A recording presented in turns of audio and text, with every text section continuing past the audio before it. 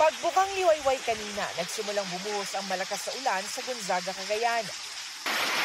Bumubuga ang lakas ng hangin.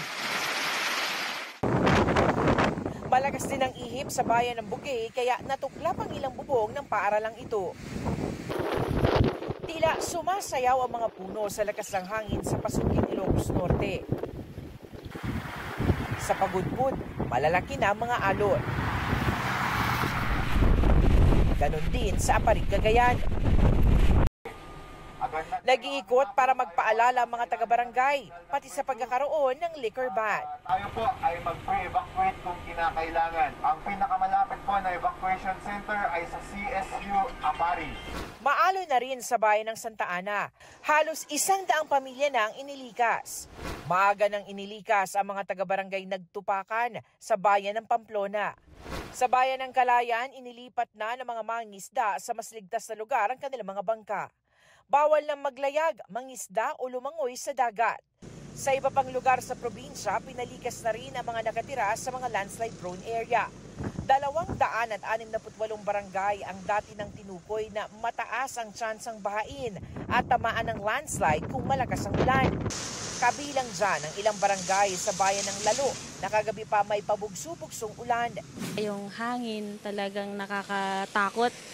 Saka yung ulan, malakas po talaga. Ang ilang residente sa Gamu, Isabela, maagang inani ang mga tanim nilang gulay para hindi masira pagdating ng bagyo.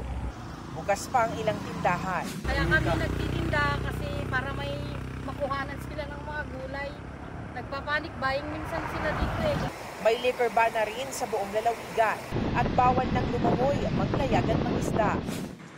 Sa Baguio City, tinaas ang wind signal kanina kaya otomatiko nagsuspende ng klase mula preschool hanggang senior high school. Pinauwi na mga estudyante pagdating ng alas 3 ng hapon. Naka-blue alert na ang City Disaster Response Team bilang paghahanda sa bagyo. Abiso ng Baguio City Public Information Office maghintay sa abiso ngayong gabi kung may pasok ang mga estudyante bukas. Sa Maharlika Highway sa Lopez, Quezon, mabilis sumaas ang bahang dulot ng ulan. Naka-alerto na rin ang Quezon PDRMO at mga lokal na pamahalaan.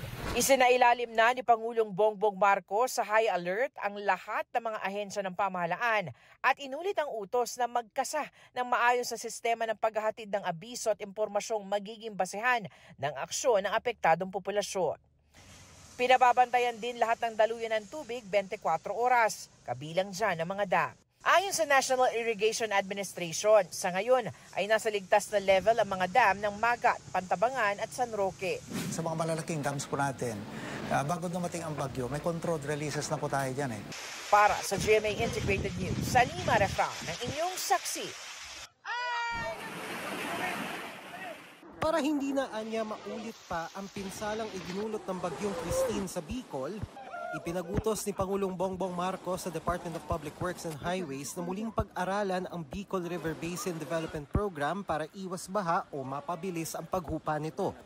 Inanunsyo niya yan ng mamahagi ng kabuuang 100 milyong pisong ayuda sa mga magsasaka at mangingisda sa Camarines Sur at Albay.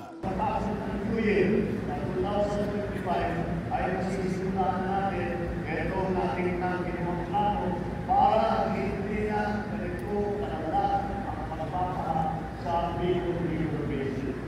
Para dyan, iniutos ng Pangulo sa Public Works Department at Interior Department na makipag-ugnayan sa mga lokal na pamahalaan. Iniutos ding repasuhin ang disenyo at pagkakagawa ng mga tulay at kalsada para tumagal at umubra sa anumang panahon. Tiyakin ninyong dekalidad, ligtas at matibay ang mga materyales. Pinahanda naman sa Budget Department ang Quick Response Fund para sa pagtugon sa pinsala ng bagyo. Ito pong QRF natin, ang katotohanan dyan dahil sa dami ng bagyo ay naubos na. Kaya ang ginawa natin ay nagtabi ulit tayo ng pondo para mabigyan ulit. Inaprubahan naman ng National Economic Development Authority Board ang extension sa pagtatayo at ilang pagbabago sa ilang flood control projects. Itinaas sa 22 billion mula sa dating 9.89 billion pesos ang para sa Cavite dahil sa mga idinagdag na drainage at pagpapalawak ng diversion channels. Itinaas naman sa 57.7 billion mula 33 billion pesos ang Phase 4 ng isang proyekto kontra baha na pakikinabangan sa Pasig, Marikina, Quezon City at mga bayan ng Taytay at Cainta sa Rizal. Inaprubahan din ang pagbili ng 40 fast patrol craft ng Philippine Coast Guard para sa disaster response, search and rescue operations at pagpapatupad ng maritime law. Ngayong ramdam na ang Bagyo Marce sa ilang bahagi ng bansa, utos ni Pangulong Marcos ilagay sa high alert ang lahat ng ahensya ng gobyerno. Ayusin daw ang sistema ng komunikasyon para mas mabilis ang paghahatid ng abiso sa publiko. Sa ngayon po ay sinasabihan po natin yung ating mga kababayan na magkaroon din ng preemptive evacuation, lalong-lalo na po doon sa mga lugar, mabababang lugar na pwedeng bahayin, yung mga dati nang binabaha at saka sa lugar po na pwedeng magkaroon din ng pagguho ng lupa. Ang mga ito po ay lalong-lalo na dito sa gilid po ng ating Cagayan River. Para sa GMA Integrated News, Dano Tingkong ko ang inyong saksi.